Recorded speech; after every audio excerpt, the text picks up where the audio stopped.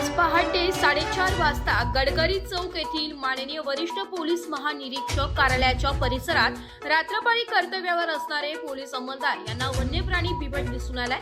सदर माहिती मिळताच तात्काळ वनपरिक्षेत्र अधिकारी नाशिक यांच्यासह वन्यप्राणी बचाव पथक, रेस्क्यू नाशिक डिव्हिजन, नाशिक शहर पोलिसांचे श्वान पथक, गुगल श्वान तसेच पोलीस पथक घटनास्थळी दाखल झाले। कार्यालयाच्या बाहेर लावलेल्या सीसीटीव्ही फुटेजची तपासणी केली असता त्यामध्ये वन्यप्राणी बिबट्याचा वावर दिसून आलाय। त्यानंतर थर्मल ड्रोन तसेच श्वान पथकाच्या मदतीने सर्व अधिकारी कर्मचारी यांनी आयजीपी ऑफिस व शासकीय निवासस्थान परिसर पूर्ण पिंजून काढला। तसेच नाशिक शहर पोलीस उपायुक्त कार्यालय, माननीय मुख्य वन संरक्षक प्रादेशिक नाशिक यांच्या कार्यालयाच्या संपूर्ण परिसरात शोध मोहीम राबवण्यात आली। सदर मोहिमेत वन्यप्राणी बिबट आढळून आला नाही। वन विभागाच्या अधिकाऱ्यांनी आवाहन केले की परिसरात वावरताना दक्षता घ्यावी, विशेष करून लहान मुलांची काळजी घ्यावी।